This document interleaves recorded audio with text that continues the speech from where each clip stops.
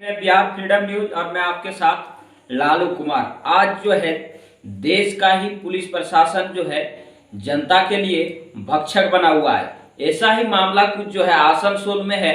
और क्या है पूरी मामला, आइए हम उन पीड़ित परिवार से मिलाते हैं। और पीड़ित परिवार को जो है प्रशासन से आशा उठ जाने के कारण से आज जो है वो मानवाधिकार का दरवाजा को खटखटाया है। तो मैं बात करना चाहूँगा आसनसोल जिले से एक दर्दनाक खबर आ रही है जो दिल दहला देने वाली है। लगभग 2016 से 17 जो है जमीन जायदाद बेचवा कर और उन पूरी परिवार के जो है पैसा पूरी तरह से ठप कर ली गई है और ठग ली गई है। इनकी गुहार जब पुलिस प्रशासन के पास गया तो पुलिस प्रशासन जो है इसको नदारत एवं इनकी कार्रवाई नहीं करते हैं। और अंतिम में जो है यह परिवार आज यह कहने वाले हैं कि हम लोग क्या करें, जो था सारा बेच उच के जो है इनको दे दिए और आज जो है हम लोग मरने के लिए आत्महत्या करने के लिए मजबूर हैं। तो आइए उन परिवार से आपको मिलवाते हैं और मानवाधिकार के टीम के द्वारा फंडर जो हैं वो क्या कहते हैं, इसको किस प्रकार से न्याय दिला पाएंगे या नहीं दिला पाएंगे।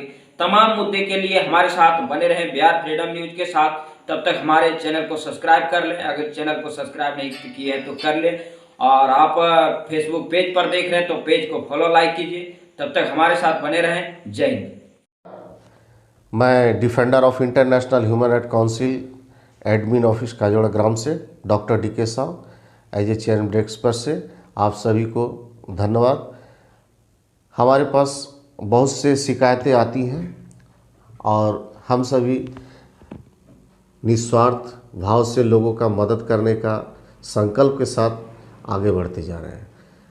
हमने कई दुविधाओं को पार किया है, परंतु आज हमारे साथ एक ऐसी सिचुएशन आ खड़ी हुई है जिसे प्रशासन के माध्यम से लोगों को मदद करने का, आम पब्लिक को सेवा करने का संवैधानिक अधिकार दिया गया है, परंतु उनके आज रवैयों को देख करके मानवाधिकार बहुत ही दिल से आहत हुई है। जिसका जीता जागता उदाहरण है, हम उनकी बयानी उनके शब्दों से सुनेंगे कि उनके साथ क्या हुआ और हम लोग उनको न्याय के लिए हर समय सक्षम रहेंगे कि उनका न्याय जब तक नहीं हो रहा उनके लिए हम लोग खड़ा रहेंगे, उनके लिए संघर्ष करेंगे। आइए उनका बयान सुनते हैं, उनके दर्द को समझते हैं कि भारत में संविधान को तारों तार तोड़ने के लिए भी प्रशासन कितनी गलतियां और कितने अपराध को जन्म देती है। संजीव देवनाथ, विलेज दिगापारा, पोस्ट बरजागुली, नदिया के निवासी। मेरे पिताजी का नाम बैकुंठो देवनाथ है। मेरे से सुनीता दास जो आसनसोल निवासी हैं, उन्होंने मुझे फ्रॉड करके मेरे से 70 लाख रुपए ले लिए हैं, जो 2016 से 2021 तक ये फ्रॉड मेरे साथ हुआ है। ये मेरे पास जानकारी तो बाद में आया, लेकिन जो 2016 से 2017 तक मेरे पास सुनीता दास ने बहुत सारा झूठ बोल के मेरे से पैसे लिया। जैसे उसने पहले बोला था कि उसका कैंसर हुआ था, जिसके लिए उसको बीमारी ठीक कराने के लिए पैसा चाहिए था। मेरे से सेंटिमेंटली मेरे से बात करके मेरे से पैसा लिया गया है। बाद में उसका ज़मीन का कुछ केस चल रहा है बोल के मेरे से बोला था कि आप मेरा ज़मीन का केस कंप्लीट कर दीजिए, आपको जो भी पैसा आप देंगे उसका हम रिफ़ंड करवा देंगे, या तो जो भी आपको रिटर्न करवा देंगे, उसका एक्स्ट्रा कुछ देंगे आपको। उस हिसाब से मुझे बोल के मेरे से पैसा लिया। 2021 में मेरे पास एक खबर आया कि सुनीता दास का कुछ नहीं हुआ था, ना कैंसर हुआ, ना उसका ज़मीन का कुछ केस है, ना कुछ भी नहीं है। जब मैं जानकारी मिला तब मैं आसनसोल पहुंचा। उस टाइम सुनीता दास विजय अपार्टमेंट पे रहता था, तो मेरे पास खबर के अनुसार मैंने उसके घर जब पहुंचा तो सुनीता दास ऐसे नॉर्मली था, उसका ना तो कुछ कैंसर हुआ ना कुछ और, भी ऐसे घर पे बैठी हुई थी। जब मैं पहुंचा मुझे देख के थोड़ा चौंक गया था। उसके बाद सुनीता दास ने घर पे लॉक करके अंदर चले गए और अतनु नाग को बुलाया था। 10 से 5 मिनट के अंदर अतनु नाग वहीं पर पहुँचा और बोला था ये मेरा घर है, ये मेरा फ्रेंड है, आप कैसे इस घर के अंदर आ गए हैं। तो अतनु नाग थे, उन्होंने बोला कि आप लोग ऐसे केस करके पैसा आपको मिलेगा, लेकिन आप काम कीजिए, बाहर पुलिस स्टेशन के बाहर आप लोग म्यूचुअल अंडरस्टैंडिंग कर लीजिए।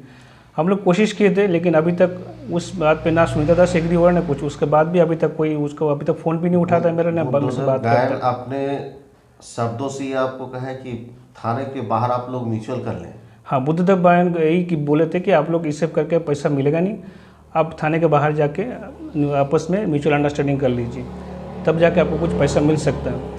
उसके बाद मुझे defenders of international human rights council से मैंने मिला, तो उनके तरफ से हायर अथॉरिटी तक एक चिट्ठी पहुंचा है जो आसनसोल CP ऑफिस में भी पहुंचा है, लेकिन वो 14 तारीख को पहुंचा था इस महीने की साउथ थाना में, लेकिन अभी तक उसके ऊपर कोई कार्रवाई नहीं हुआ है। तो मैं चाहता हूँ कि मेरे केस के ऊपर जल्दी से जल्द उस केस को दिखा जाए और मुझे थोड़ा इस चीज़ से मुझे राहत मिले। मैं एक्चुअली बहुत लोगों से पैसा लेके इस पैसों को मैंने अरेंज किया था। मेरे ऊपर अभी दबाव बहुत ऐसे है कि मेरे घर वाले भी ऐसे परेशान हो रखे कि हम लोग क्या करें नहीं करें वो समझ में नहीं आ रहा है, कि जीवन जिए कि लोगों का पैसा दे, समझ में नहीं कुछ भी नहीं आ रहा। तो मुझे आप लोगों से निवेदन है कि मेरे इस केस पे थोड़ा सहायता कीजिए। प्रशासन से बोलता हूँ कि मेरे इस केस को वो थोड़ा सा ध्यान दीजिए, और human rights council of commissioner तो हम लोग मेरे साथ दे ही रहे, आप लोग भी थोड़ा सा मुझे प्लीज़ सपोर्ट कीजिए। चलिए, defender of international human right council अपने कर्तव्यों को निर्वहन करने हेतु आगे इस पीड़ित के न्याय के लिए हम लोग संघर्ष करेंगे, और मैं आशा करूंगा कि ऊपर के जो भी हमारे वरिष्ठ संवैधानिक अधिकार पर बैठे हुए हैं, प्रशासनिक अधिकारी पर जो बैठे हुए हैं, उनसे आग्रह करूंगा कि प्रशासन की इस रवैये पर कड़ी से कड़ी कार्रवाई करें, और कार्रवाई का जो परिणाम है वो लोगों तक पहुंच सके कि ये गलतियां दोबारा कोई पुलिस थाने में ना दोहराई जाए। इस शिकायत को लेकर के संगठन के हमारे वरिष्ठ पदाधिकारी महोदया के माध्यम से भी थाने के अध्यक्ष, क्या नाम है उनका,